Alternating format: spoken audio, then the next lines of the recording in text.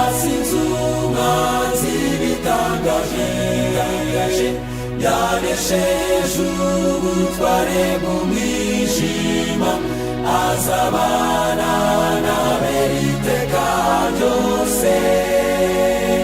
Yazutse, yazutse, yazutse, yazutse, umwami Yesu ariho.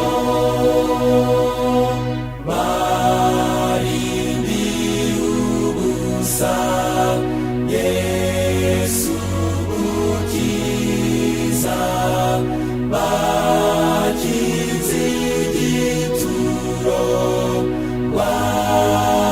waheremo. Mu gitondo arazuka, asinze umwanzi bitangaje, yanesheje ubutware bw'umwijima, azabana n'abera iteka ryose.